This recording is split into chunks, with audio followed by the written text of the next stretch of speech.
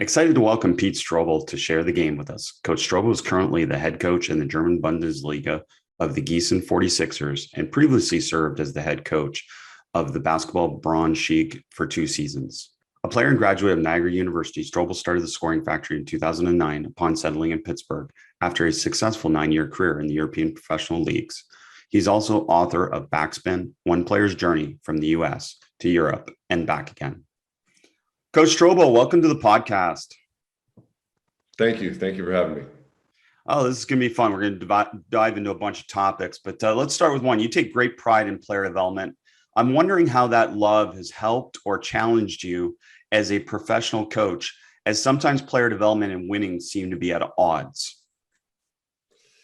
You know, it's interesting you say that. I get that question a lot. I think that's more of I hate to say this, but more of an American conundrum that gets thrown at me. I think in Europe, there's a vastly different understanding of the value of player development. I think we're so used to, and again, through the American pair of eyes, we're so used to thinking of a season as this 4 to 6 to 7 to 8 month thing, whereas in Europe, it's 11 months, right? So you have 1 month where the kids go to the beach or something like that. Otherwise, it's always in season. I have kids of my own that play in the FIBA system.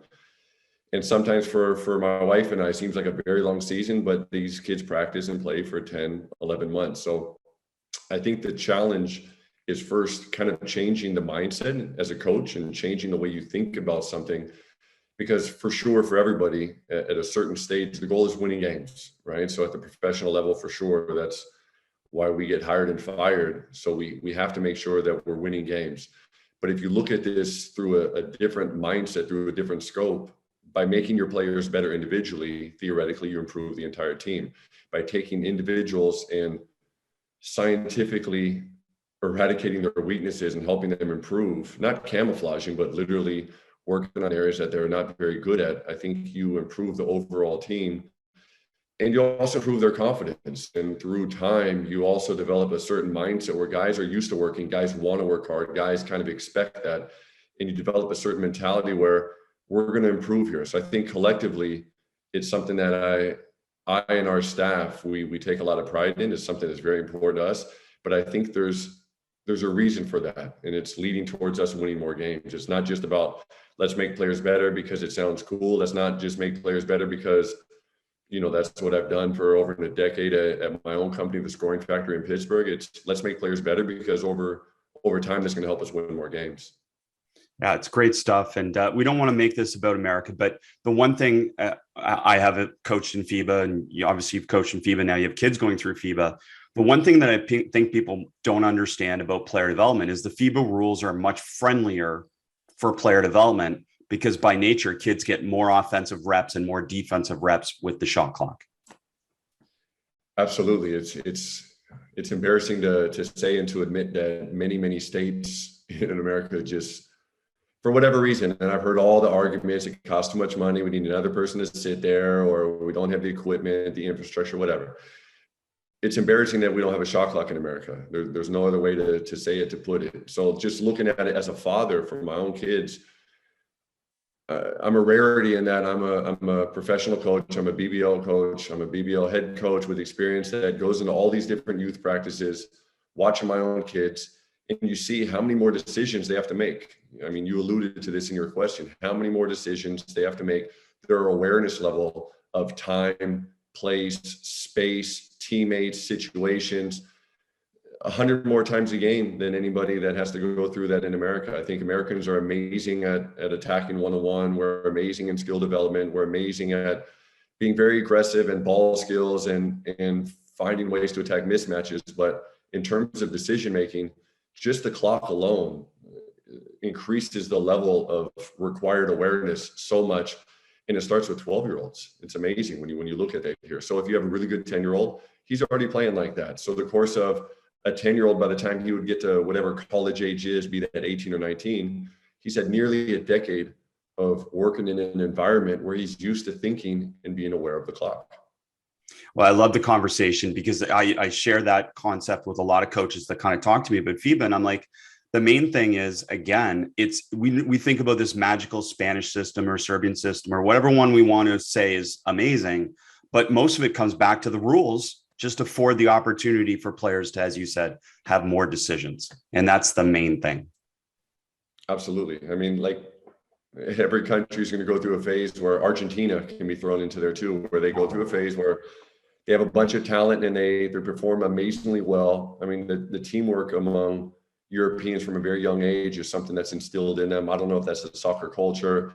I don't know if that's because they're used to competing against other countries more often, and Americans, we compete with AU against other cities, right? So it's a different mindset, but the shot clock is definitely a big part of that. And I think those kids here are not trying to succeed based on pure athleticism. They're succeeding based on skills, which is talent acquisition, be that tactical or technical.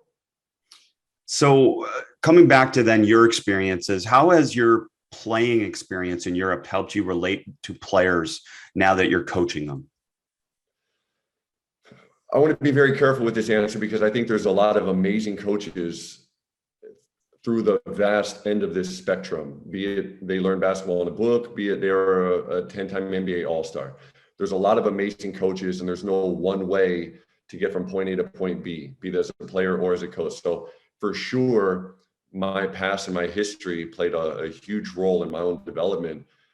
But there's people better or worse than me that had a much different past. So I think as a player, it helped me, and I can only speak about me. It helped me to see, to know, to feel, to understand what it's like, what life is like off the court for these guys that come and jump off a 10, 12, 14-hour flight, land in an environment where you don't speak the language, where the people around you look different, eat different foods, sound different, move different, stare at you differently. I think it's a positive thing that I have that experience to know that, because I had to live that myself. I was forced my first year in France, for example, if I wanted to eat, I had to learn to speak French because they weren't very welcoming in terms of, yeah, we'll speak English to you, right? So it forced me to grain myself in that culture. And I had to acclimate very, very fast to fit in. And that helped me throughout my career. And that's obviously advice that I give to every player that I coach here,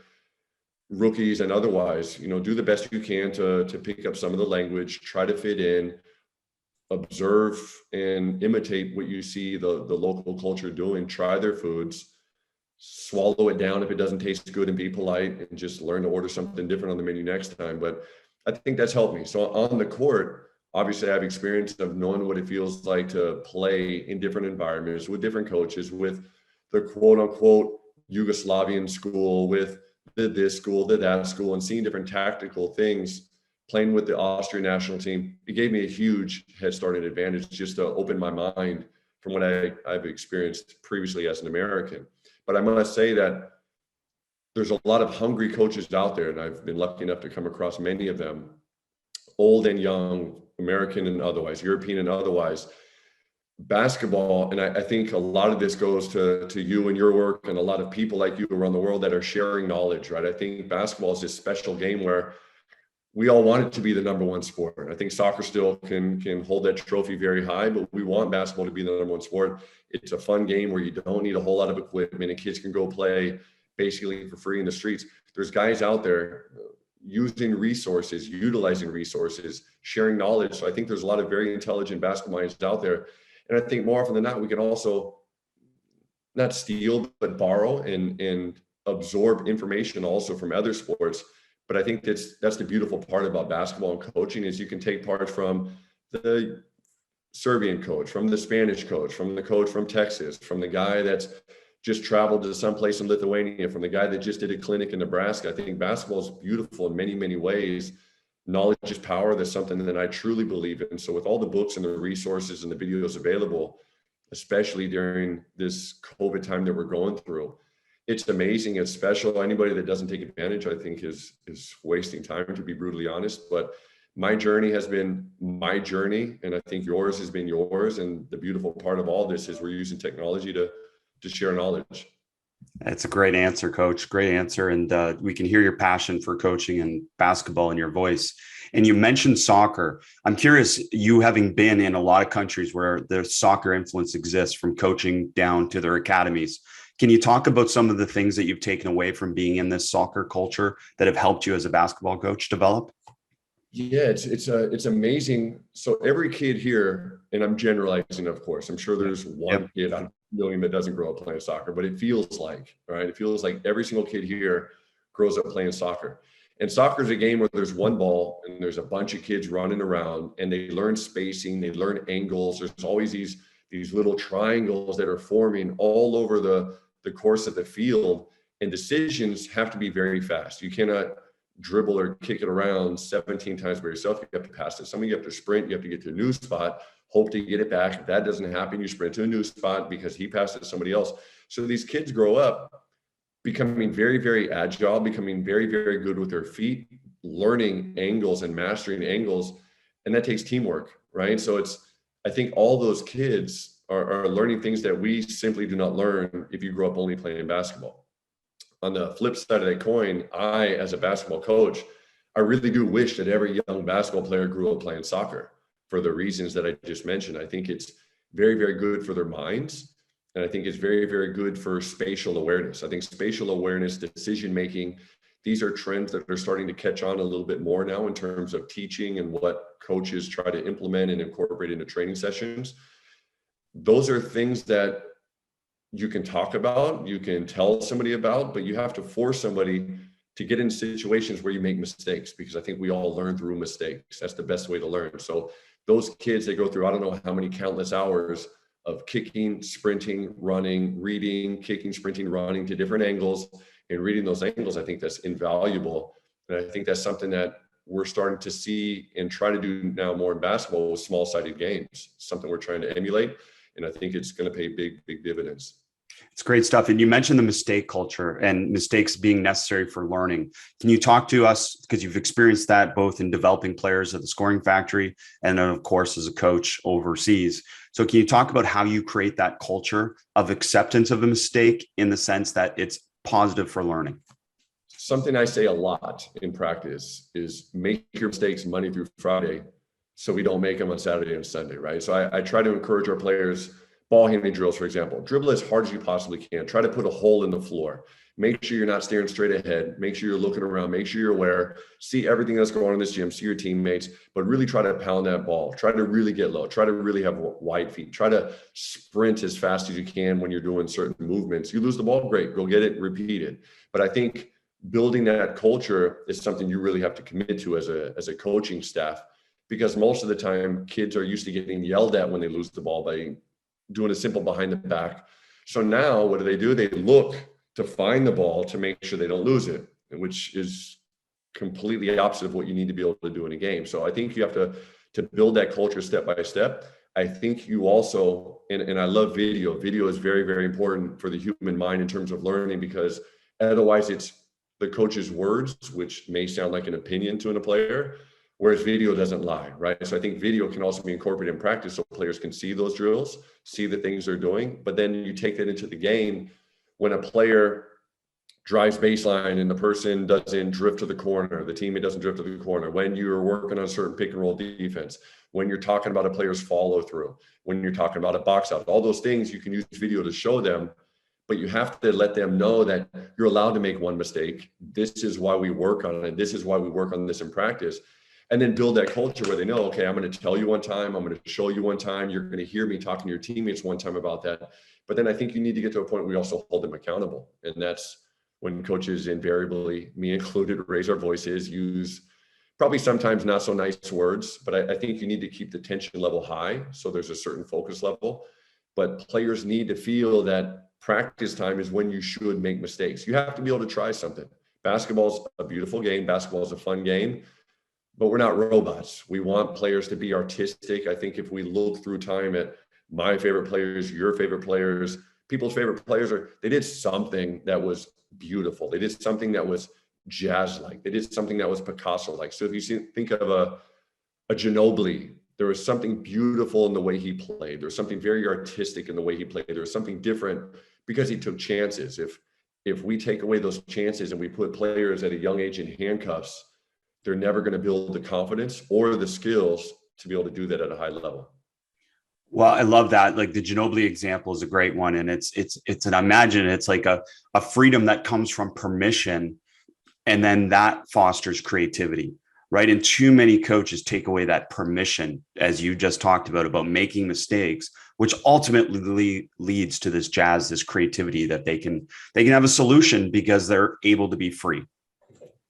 And we all learn through trial and error. So I would like to add that. So if you never try, you're not going to figure out the solution to that problem. And I think we as humans, we're here designed, at least the smart ones, we're engineers, we're designed to find solutions to problems. If you ask somebody what came first, the can or the can opener, there was no reason to have a can opener before they had a can, right? So you have to go step by step through this process. And it's a learning process.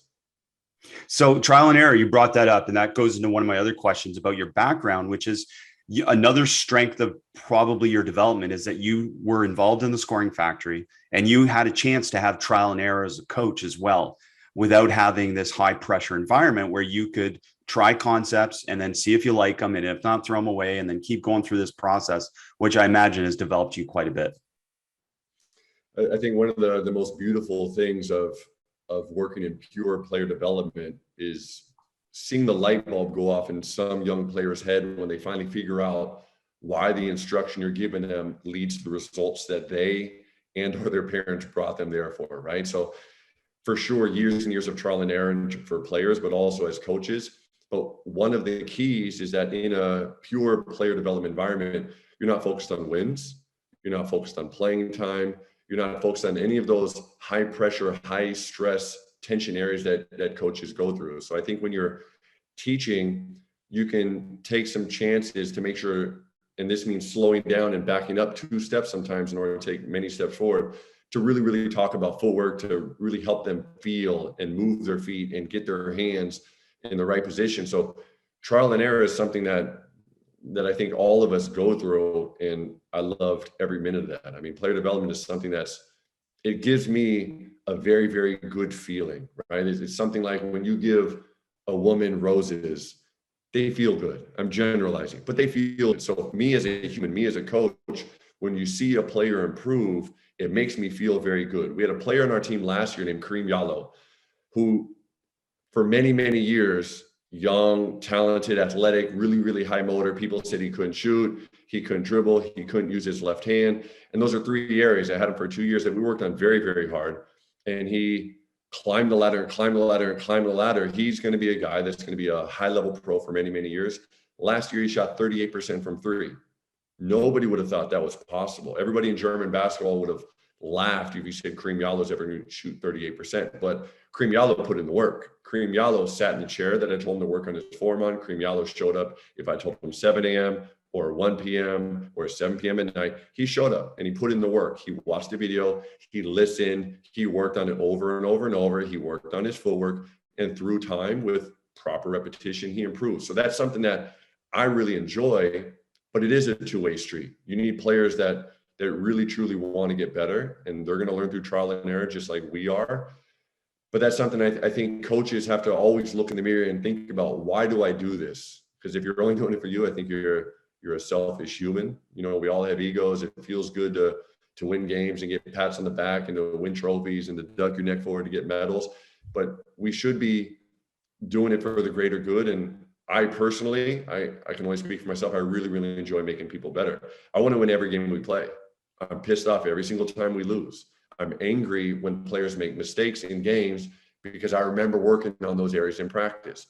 But through the course of time, and this is take a step back, look at the big picture, I want to make people better. And that's something that I'm going to continue to do. That's something that last year, the year before that, this season, next season, I'm going to continue to do, because for me, I know that works. I'm going to make sure that every link that we have is stronger, so our team fights stronger, better together through the course of a very long season. It's great stuff, and we can see your philosophy shining through. And you mentioned something about dribbling when we talked just a little bit before, and I want to come back to that because it's something that always struck me, that dribbling is so dynamic, but we train it so mechanically. And you referred to that and kind of in your statement. So I'd like you to expand on that a little bit more. So the evolution of teaching, of shooting, of ball handling, of rebounding, I think the game has changed a lot. You know, it still happens to me that I'm somewhere in America at some park and you see some dad teaching their kid how to shoot. And it's like they put the ball in their forehead, they bend their knees and they start from there. It's almost like me starting to punch somebody, my hand's already out in front of me. It's like, I'm not going to be able to generate any power. Me trying to throw a football like Tom Brady, but I'm starting with the ball in front of me. I'm not going to be able to generate the necessary force in order to do that. So I think shooting, ball handling, all these technical skills have evolved because the game has changed, because there's a lot of very, very good athletes on the court these days, right? So I think with ball handling, I think it's fantastic that Steph Curry, maybe the world's best example of a highly skilled guy, does so many ball handling drills, and people have made his routine a little bit famous that he does pregame. I like dynamic ball handling drills. I think there's a time and a place for cones. I think there's a time and a place for tennis balls. I think there's a time and a place for all kinds of tricks to stimulate and challenge. But I think overall, juggling is something to me that should maybe be 1% of the time, and dribbling one basketball should be 90% of the time, right? 2-ball ball handling drills, great, but not all the time. If you want to get better in a game, I think there's drills that you need to do, ideally with pressure, ideally with a defender, ideally with some type of thought and decision that has to be made. So when we work on ball handling drills as a team, it's different than when we're working on individual stuff, because individually we're working on moves in finishing areas and how to handle pressure to run a set, how to come off a handoff, how to attack and then come back to use your weaker hand, how to set up the pick and roll, right? So when we're working on team ball handling drills, there's a number of things. I'm trying to kill many birds with one stone. I'm trying to make sure they get loose. I'm trying to make sure they get warm. I'm trying to stimulate some weak hand stuff, but I want them moving as much as possible. So we do many different ball handling drills with every team that I'm ever going to be on, but I want movement, I want awareness, and I want some different type of challenge. So we're not going to do the same thing often a whole lot. I want there to be some new thought factor that's involved, so they're not robots and they're not machines and they're not just like in the printing press, just stamping out the same thing over and over, because basketball is a very dynamic game. You're going to have different size defenders, different speed defenders. Sometimes they're going to run and jump. Sometimes you're going to be able to go around.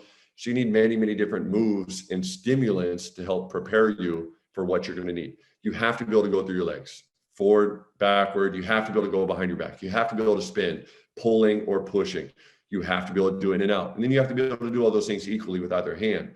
But you can't just do that just in a basement. So this is one of the things I think hurt a lot of youth basketball, is all the Zoom workouts that were only ball handling. I think push-ups are great. I think leg raises are great. I think planks are great. Ball handling stationary is great. But kids do need to get out and play. They need to play one-on-one. I think you can work on ball handling where you say, we're not even focused on the basket right now. We're going to take away the hoop. We're just working on, can I get to this spot? Or can I handle it for this many dribbles? Or can I pass it, get open, initiate contact, and then get the ball back? So I think there's things you can do ball handling wise that are not just standing there, just dribbling the ball with one hand, or just walking and dribbling through your legs. I think there has to be dynamic and mental instruments added to that. I love it. And you talked about mixing ball handling into basically your game-based stuff, because that's where you ball handle in a game. So it makes sense. The other part I want to emphasize is that Steph Curry, when we see that, we're seeing him do his pre-game comfort and confidence routine. That has nothing to do with development. And I think that's where people misconstrue that, interpret that as, oh, that's what I should be doing. Well, that's him just getting comfortable before a game. Isn't that completely different than development? I think that's his routine. I think that's his routine that makes him feel ready, just like players have a shoot around, just like players sometimes put on their left sock before their right sock. Some players drink a coffee. I think that's his routine, right? And clearly that works for him. We have to admit, him being one of the best highly skilled shooters, ball handlers on earth, that works for him. But we don't know everything he does behind the scenes and what also got him to this level. He's a highly, highly talented guy that's probably been around many, many good coaches that have challenged and stimulated him in ways far beyond what we're allowed to see for a couple of minutes before a game starts. There's no question. And you mentioned dribbling versus pressure, which is a great segue into some things I want to ask you about as well, which is you're big on full court pressure, and that always starts from the point guard. Can you expand on that philosophy? Yeah, I mean, for me, defensively, that's who I am. That's who I want our teams to be. That's how I want us to play. I think the starting point, just like reading a book, you see a cover on the book, right? So the cover, the starting point for every game, for every possession for the other team is the point guard guarding the other team's point guard. Could be the two, then it's the two, okay? But it's that point guard pressure, making sure that they realize this is not going to be easy. And it's not about getting steals. It's not about getting a steal. It's about putting pressure. It's about making them work. It's about being close enough to touch. It's about trying to turn them. It's about making sure that you don't commit silly fouls. I think that's where that starts. And that really does help a team set the tone for the rest of the defensive possession. It's great. And, some of the things that I really enjoy about diving into your full court philosophy a little bit is some of the phrasing. And one of the phrases I really loved is you have to earn every dribble. So you want to make them earn every dribble. Can you expand on that? Yeah, I don't want anybody, and this may sound really, really simple or really, really funny, but I don't want a point guard from the other team to be able to just dribble down the court at his pace with his strong hand and be able to signal out plays. I don't want him to be able to signal. I want him to feel a little bit uncomfortable. I want him to maybe have to turn his back a little bit. I want him to have to do some type of change of direction move. So maybe he misses an open teammate. I want him to either be sped up or slowed down. Whatever it is that he wants, I want to give him the opposite. I want him to feel that pressure where he's not going to be able to get exactly what he wants. I want it to be very, very uncomfortable. Every dribble must be earned. There's not going to be any dribble where we say, here, you can have this one, enjoy this one. This is our Christmas present to you. I want them to feel they have to work against us. And if we have players that don't do that, they're going to sit on the bench. And I think through that repetition and through that learning, just like Pavlov's experiment, they're going to know that when they step on the floor, they have to play a certain way. And it goes perfectly with this concept of the half court touch, which I love, a concrete display or expression of this pressure. I like visual cues, so here I am sitting in Germany, and Americans are very, again, to generalize, we believe we can do anything. We can go to the moon, we can be a rock star, we can start a new company, we can be anything we want. And that's our rebellious mindset that gives us the creativity to produce all of the amazing humans that have had that American mindset, right? In Germany, to generalize, you have engineers, you have thinkers, you have people that follow rules, you have people that put things in this right area for whatever reason, right? Everything they do is relatively structured. And I appreciate that. You can understand that they have 3, 4, 5 different trash cans that they use. They separate their trash in ways that Americans could never understand, right? Paper goes in one, recycling in another. They put the banana peels in a different one. Then there's the regular trash. Then there's the glass.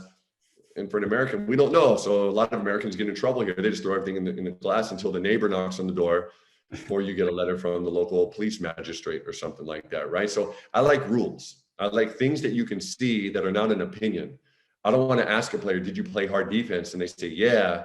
And another player says, I don't know if I did. There's too many gray areas right there. I think having a visual cue, the half court touch, you can make sure you did exactly what I wanted as a coach. And I can show you that on video right now.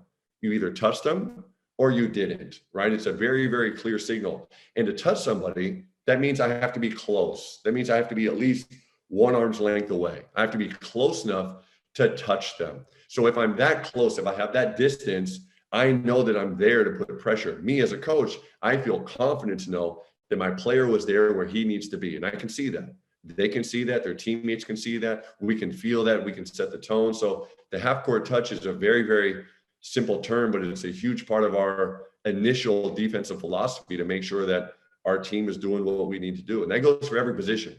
I mean, the center very rarely will bring the ball up the floor unless you're playing some crazy type of pressure and you have all kinds of great denial taking place. But for those other 4 guys, they know 100% of the time, if your man dribbles across the court, there's a half court touch. And we can see that they know that it's not an opinion thing. It's not Did you play hard? Do you think that you made a good decision there? No. Did you touch? Did you not? So it's literally a touch. Can you talk about, I want to see hand on their body. Yeah. And talk about that. And you don't care where they touch. It's just literally a touch. It's typically going to be, I mean, first of all, we have to be very, very careful with, you can't touch somebody with two hands. Of course. If you put two hands, even if two little index fingers, referees are going to call fouls.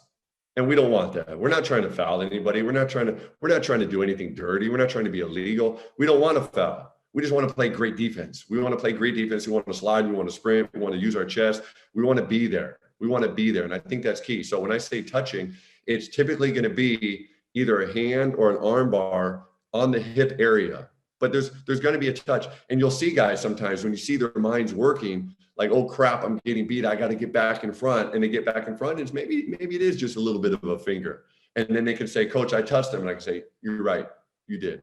But I could also say you didn't if they didn't. So that's important. It's not a hit. It's not an aggressive elbow. It's not a trip. I don't want any fouls. I'm not trying to waste fouls in this area at all. I just want to make sure that my players are there where they're supposed to be to play aggressive defense. Well, it's meant to be an annoyance, right? More than anything.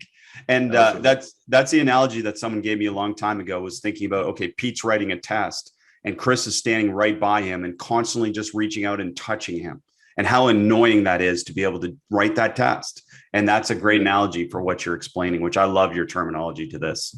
Chinese water torture, right? Just that drip over and over and over, over and over and over. Talk to me about off the ball. Are we trying to do a similar thing off the ball? Off the ball, first of all, I want to make sure that we're playing defense as a team. I would love to have the 5 best individual defensive players in the world. That's not always going to be the case. Some guys are simply more athletic than others. Some guys have better instincts than others. I want to make sure we have all 5 guys playing team defense. So if I'm asking and demanding and requiring that we have one guy close enough to touch, he's going to get beat at some point in time. It's inevitable. It's logical. It's feasible. And we have to expect it, right? So that means those other 4 guys have to be prepared for that. They have to be ready for that. They have to anticipate that. So we can't have 4 guys in denial somewhere. We need 4 guys that are in help side. We need 4 guys that are ready to move. As the ball moves, I literally want all 5 guys moving with the ball. I don't want anybody in denial. There are certain game plans. There are certain teams or certain players that we're going to do different things, but we're talking about generalizations right now. I want all 5 guys to move when the ball moves every single time. And that's something that we work very hard on. I mean, there's simple drills that you can manipulate in a myriad number of ways, like shell, to work on various tactical things that you want to make sure your team incorporates. So we work on drill work all the time. We start practice every day with defense. We work on defense every single day. We make sure that they understand our terminology, our structure, our rotations. I want all 5 guys moving. So when you ask, when that one guy's putting that pressure, we have 4 other guys that are aware of that and equally aware of their man and where their man's moving, and how all of these pieces, just like we talked about soccer earlier, how all of these angles are constantly changing and how we need to change and morph as offense moves around. So back to the full court pressure concept and the half court touch. Talk to me about a scarecrow. What is a scarecrow? Scarecrow is, the scarecrow is for lack of a better term, it's some burlap sacks that were filled up with hay to scare crows away from the fields, right? So I'm not a farmer, I do know the terminology. So I don't want fouls. We don't want to foul anybody. We want to play great defense. So if I can get to the point, and I don't know if you can see my hands outstretched, but if I can get to the point where I'm showing the referees my hands, I'm showing them I'm not fouling right now. I don't want to waste a foul. This is not what we're trying to do. There are some tactical times where you do want to use a foul. I'm not talking about that. I'm talking about when I get beat, I'm close enough to touch, I'm putting pressure. The guy made a great move. I made a silly reach that I should not have made. He was quicker than me. He went around me. I'm not going to just run behind him. I'm not going to continue to try to slide. If you set up the world's fastest man and somebody else that gets to sprint and you make the fastest man slide, the runner's going to win every single time, right? So we have to make sure that our people know, our players are aware and can plan. At some point in time, you are going to get beat. I don't want them planning on emergencies. but we have to expect that at some point in time, you're going to get beat. I want you to sprint. I want your arms to be out and stretched to show the referee I'm not fouling right now, but I want you to try to keep contact and try to get back into position to get back in front. It's not easy, but that's our goal. And you need to have goals in basketball, and that's our goal. Our goal first is not to get beat. Once we get beat, our Scarecrow is our next logical transition. And that's the next part of our checklist, what we're going to do to make sure that I know you're following the instructions to continue to put pressure on your man until he passes. Once he passes, everything shifts. But as long as I'm still guarding the ball, I have to Scarecrow and stay involved. Yeah. And then talk to me then about the teaching points for the off the ball defender about when to help or not in those situations. What are some of the cues that you give them? Yeah, I think there's a number of different tactical things that you could do. I think a lot of people instinctively go to the quote unquote peel switch, right? I think that's something that can happen depending on the side of the floor, where people are. Is it an overload? Is it transition, or is it 5-on-5? I think there's some things like that I don't want to give away too much, but there's certain technical things that we work on all the time in practice, emergency situations, we'll call them, and those automatics that come with it. But there's other things where we want to build them to the point where the other four guys, we're not talking about transition, those other four guys are in position to anticipate that. And we know our rotations of where we're going to go. So again, I don't want to give away too much, but there's stuff that does happen. People will get beat. People will get beat. It's a part of basketball. As much as I would love to, it's never going to happen. We're not going to keep a professional Bundesliga team to 0 points. That's just not going to happen. We want to make them take tough shots. We want to make them work on every single possession. We want to make sure that we can outwork them through the course of the game, because quite frankly, there's some very, very good teams in this league. There's 2 EuroLeague teams. There's several Euro Cup teams. There's a bunch of Champions League and Europe Cup teams. There's many teams that play international with much larger budgets than us. So theoretically, if they can purchase and hire more expensive players, we need a way in order to win that game if we can't just buy better players. So back to player development, we have to make them better. We have to improve their shooting, their ball handling, their decision making, their defense. We have to improve all that. And then as a group, as a unit, we have to function. We have to have amazing chemistry defensively, offensively, off the court. We need amazing defensive chemistry so we can slow down these high-powered teams that have some very, very good pieces. And our key is that we're not a piece, we're a unit. We want to be a team out there playing great defense. And that's not as easy as the words that just came out of my mouth. It's a real process. Don't we wish it was? Yes. It is a real process. And I'm coming back to something you said earlier about the importance of visual cues. I'm curious then, defensively, do you emphasize a lot of verbal cues as well? Or do you try and get them attuned to some of the visual cues to be able to, as we said, rotate or not rotate, et cetera? Both. I think something that's very, very important for me is to make sure that my staff, all right, so our assistant coach, Steve Reed, our assistant coach, Paddy Ungar, our assistant coach, Raleigh Leno, it's important that we're all on the same page. It's important that the terminology, the words that come out of my mouth are the same words that come out of their mouth and vice versa.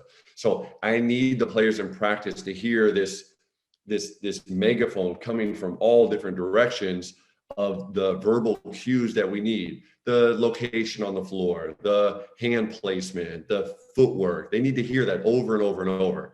And then when we're going through, I don't want to say drill work, but when we're giving them a chance to now put this into play in scrimmaging, for lack of a better term, in preseason games, we're trying to do the same thing, but you have to take it back a notch, because again, you have to let them make mistakes. You have to let them work through and struggle through difficult situations that you can't prepare for everything. I try. I think every coach tries to pre-game plan for every scenario. We study video, we watch the other team, and then they have a new play, or they have a new player, or the guy shows that he can actually go this way or that way, or he has a better post game than you thought, or wow, he made more threes.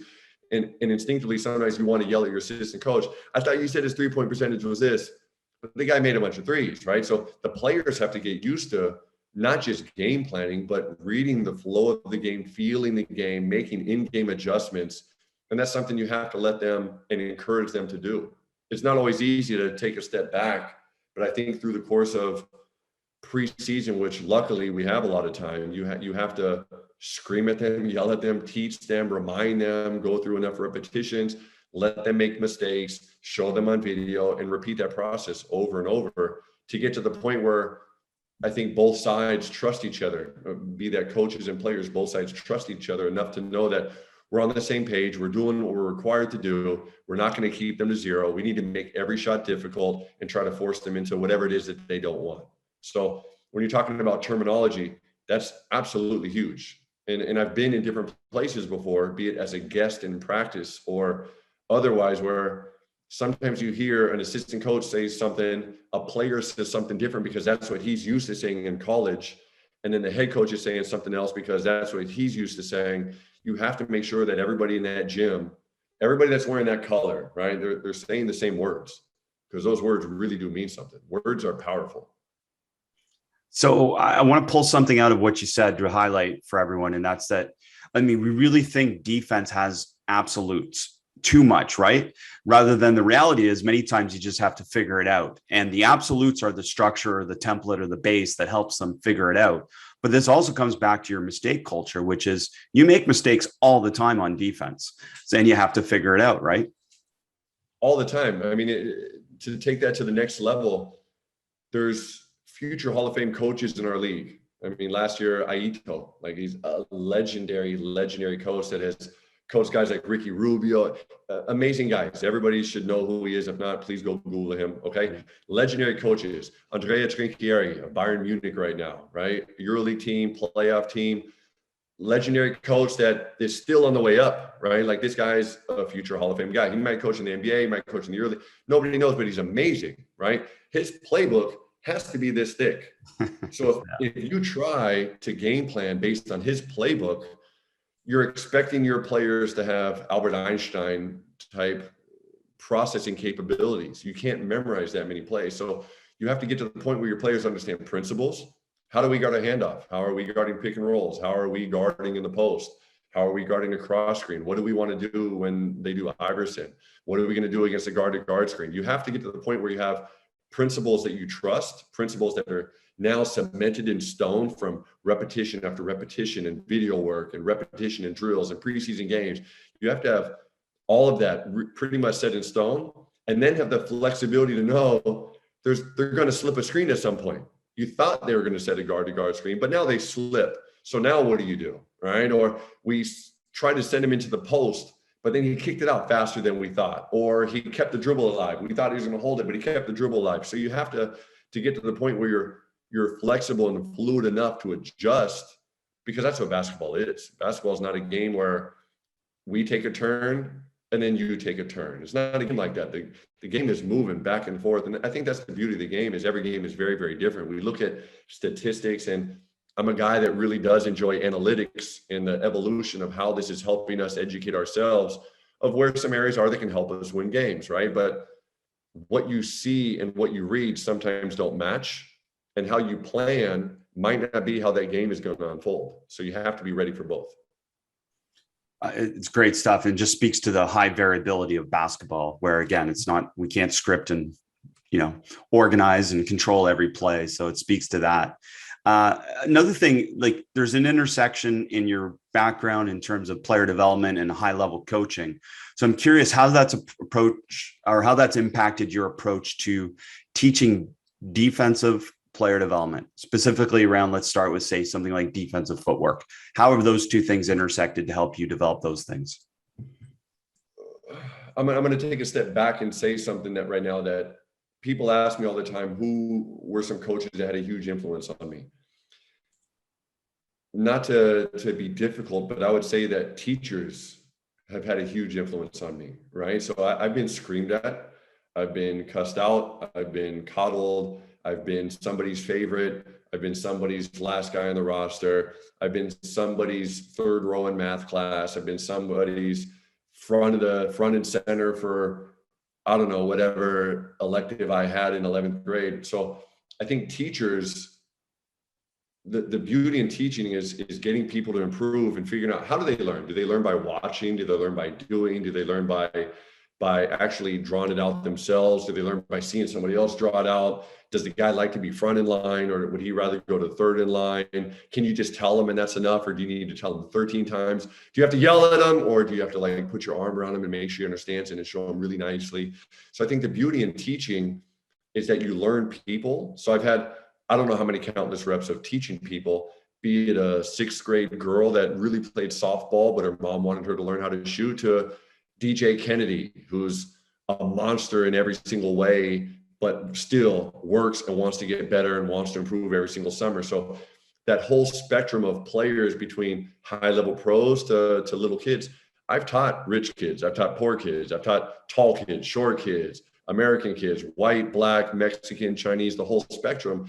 And I think that's made me a better coach. So I think, back to your question of teaching defense, teaching offense, just pure teaching, it's a passion of mine. I love to teach. You know, I'm a father of 4.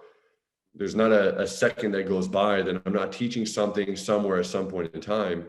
And through teaching, I continue to learn. So to teach defense, every time you do it, the whole time I'm reading them, their eyes, they're feeling the emanations coming from their body. Do they understand what I'm saying, or are they pretending? Do they feel it? Do they not? Are they going to mess this up, or do they have a question? Or do I see the person on the corner of my eye that's saying, Coach, do you mean like this? Right? So I think teaching is something that the more that we take time and really slow things down to make sure that every player in that gym is on the same page, the better. The hard part with coaching is we feel, and we have pressure, we have limited time. So somebody's coming in before or after you. There's some youth team for us coming in before us or after us, or in America, you got volleyball coming in before or after. So we have this limited gym time.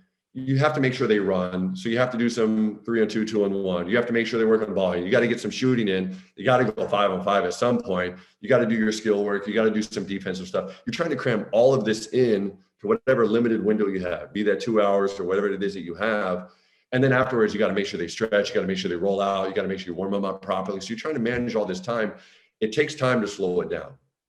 It takes time to take a step forward and really get in their face and really help them to see and feel and understand exactly why you want their foot on this side, why you want them to close out this way, why you want them to scream at this moment and not later because that's too late. So I think slowing it down is huge in order for you to speed it up later. So I think great teachers have a feel of how to do that. So I've been lucky enough to be around a lot of great teachers. And I cannot say that they're all just basketball coaches. I'm thankful for every coach I've ever had, but I'm also thankful for every teacher I've ever had, because it's a hard business. It's a hard gig sometimes to have people that maybe don't want to learn at that moment. And you have to get some information from your knowledge base into their entity to get them to do something that's good for everybody. And in basketball, I have to make sure that they do that, or else we get fired.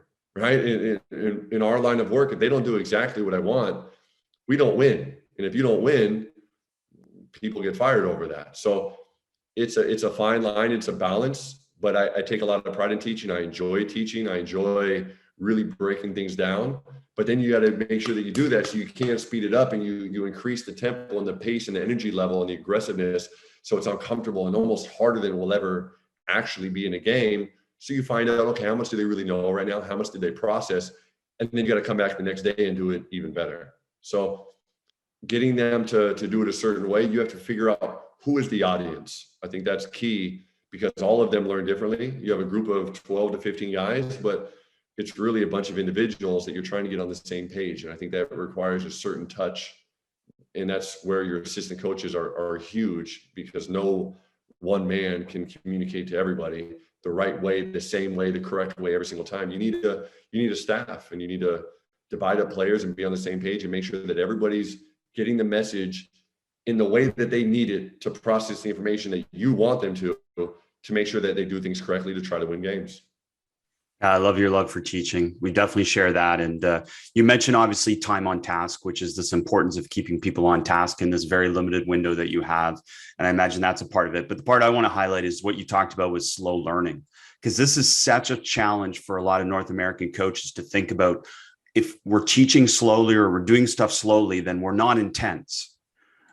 And that seems to be what they'd rather have, is intensity than learning. and you can't always have both at the same time. And I think you spoke to that, which I think is something we want to reinforce for coaches. Absolutely. Absolutely. I mean, I think you need both. I think if you only, the gym cannot be the library 24/7. So it can't just be this very happy, fun place where everybody feels very comfortable and they can bring their teddy bear. It can't be that. And it should never really honestly be that. But you need a healthy balance between that high level aggressive tension and the slowing down to make sure they understand it. You need both. And I think that comes with effort for coaches and trial and error. But I think coaches will find that only screaming does not work, and only slow teaching also does not work. Yeah, it's a great balance, and the art of coaching is really what it's all about. And I want to get your thoughts. Another terminology that you use is the difference between bullet and rainbow passes and how they impact your defense. Can you talk about those two things?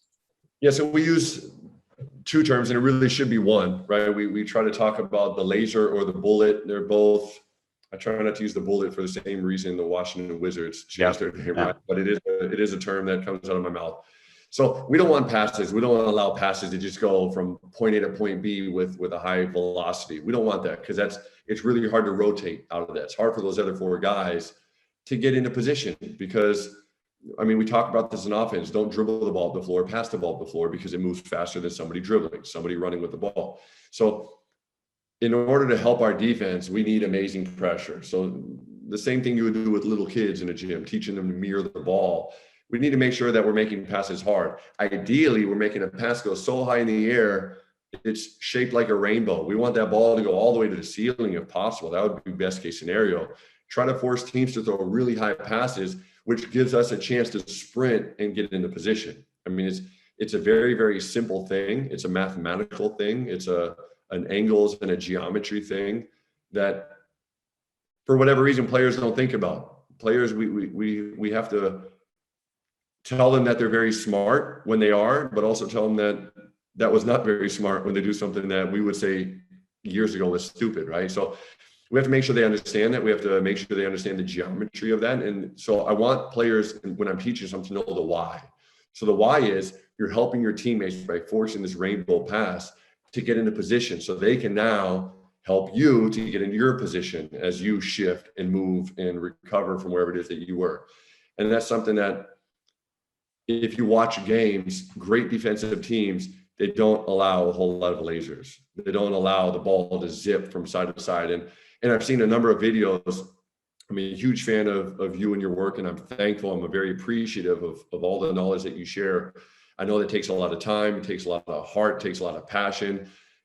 It helps me. It helps every coach that's lucky enough or smart enough to follow it.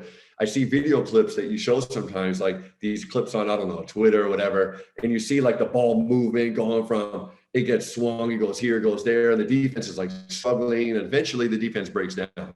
So if you can move the ball quickly and everybody's a threat, so you pass, all right, penetration, get in the paint, kick out, extra pass, penetration, the ball's moving and it's zipping all over the place. Guys can't run and shift, and it's really hard to get those five guys on the same page anyways. But to get them to move and shift when the ball's being lasered on the floor like that is borderline impossible. So I think we all sometimes we're stuck appreciating the beauty of that pass, not thinking about how much harder that would have been or impossible that would have been to have that beautiful basketball if the defense could have made them throw a rainbow. So that's something that we work on a lot. That's something we talk about, and that's something that we're trying to do. That's something that we're trying to do with every single possession. Well, I love this example of disruption, right? You're trying to disrupt in some way. And so you've talked about on the ball, but you also want to make it feel crowded off the ball, right? And then that becomes the challenge and the decision for you as a defensive coach is to decide, okay, are we going to be in the help line, or are we going to be a little bit farther out? So we force the passes, as you said, to more of the rainbow or wider. Yeah. So now with this next level, we start to creep into scouting, right? Yep. And opponents and who we have where, who are we guarding where. Would we rather have this guy shoot or drive? Is it a team full of shooters? Unfortunately, here in the BBL, there's a lot of very, very good shooters. So it's not as easy to only crowd, because the ball can move very fast. And you're finding guys like the Chris Babbs of the world that seemingly stand on the stickers, on the logos, which are a good 2 steps back from the 3-point line, and they shoot comfortably from there. So rotations get thrown out of whack. You have to make sure that you're trying to hold true to your principles while trying to stop their plays, while trying to be always disruptive. But you have to know who the shooters are. How do we rotate? How far do I come off? How far am I willing to come off? Do I really want to send off this line? Where do I want him to drive? Where is the help side going to come from? There's a lot of tactical decisions that have to be made. So you need your philosophy, you need your principles, then you need your variations to account for the fact that you're playing teams that have different players.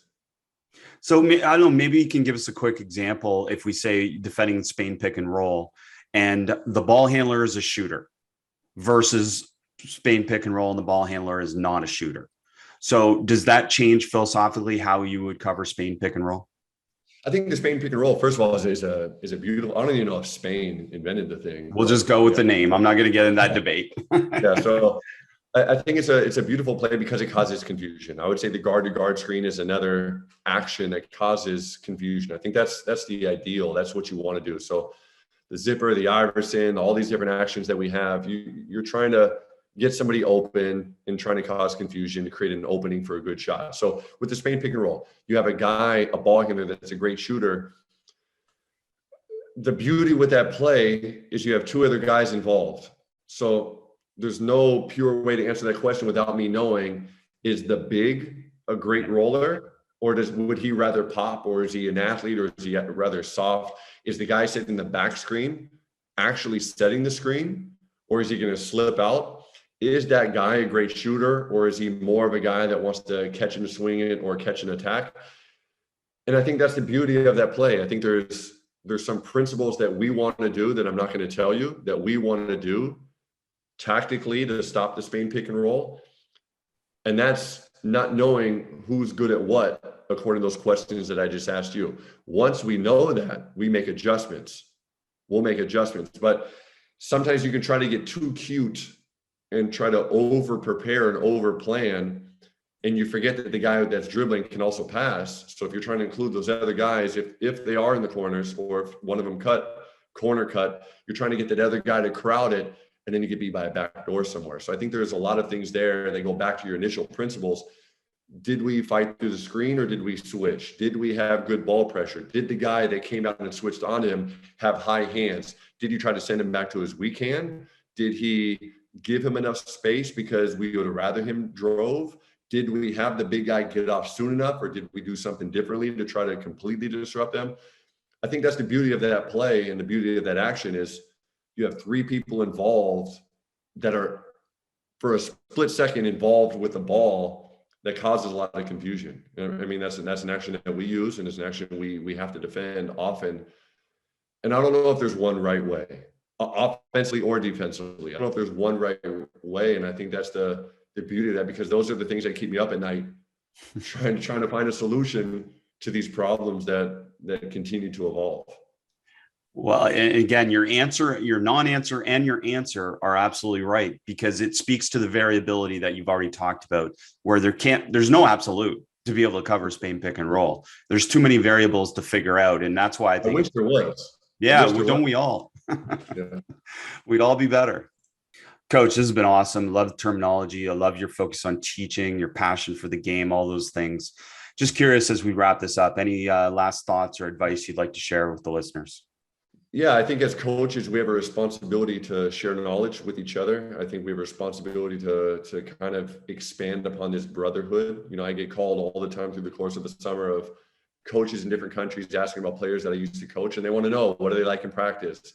What's their mindset? What's their work ethic? And I think we owe that to each other to kind of build this brotherhood. I think we also have an obligation to teach. And I think because of technology, sometimes we're so used to seeing these little snippets of games. I think it's very important that we as coaches encourage players also to watch full games.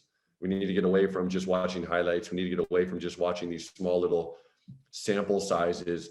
So players understand how things fit into a game through the course of its full context. I had a player on my team last year named Luke Van Sloten, who because of injuries, we actually started him. Right? The youngest team in the Bundesliga. We finished one win out of the playoffs, and everybody told us what a great job we did. We only had one American. It wasn't good enough, right? I'm a very hungry, ambitious, greedy guy. It wasn't good enough. We were one win short. It wasn't good enough. I wanted more. So all those congratulations. I'm polite. I'm courteous, but I don't want a pat on the back for something like that. This kid, Luke Van Sloten, because of injuries, he started 15, 16 games for us in the BBL as a 18-year-old kid, an 18-year-old kid. The kid's brain is like a 30-year-old man. That guy he's a walking basketball computer. He watches as many games, maybe more. I'm not going to give him that much credit, but I'll say maybe more for the sake of this conversation. He watches as many games as I do through the course of the week, right? He watches every BBL game, watches, I don't know how many EuroLeague games. He's a basketball junkie, and his eyes, what he's seen, what he's experienced, what he's felt, he relives these moments. He comes in the gym talking to his teammates about, hey, did you see that play last night? Or hey, with 32 seconds left, this, or in the second quarter, did you notice they started switching? His brain he's a walking coach. I love him for it. Right? He has huge talent. That kid's going to be a EuroLeague player for many, many, many years, unless he makes the NBA. He's going to be a high-level pro for many years. He's huge. He's 6'8". He's big. He can shoot. He can handle. But his brain is what sets him apart. And I think that's something that people, coaches included, sometimes we look at a guy, it's like, wow, look at his wingspan. Wow, look at his vertical. Look how fast he runs, or he can really shoot. But the brain, that thing inside there is his motor, how hard is he going to work? How much does he love the game? Is he willing to fight through adversity? And does he study? Because I think at the end of the day, the smarter the players that you have, I wish I had a bunch of geniuses on the floor, because they would make me look like a genius, right? I think the more that we can encourage as coaches, players to study the game and watch full games and talk about those games with teammates or other coaches, the better. And I think that's how we can make sure that the game grows and evolves and that we're all on the same page.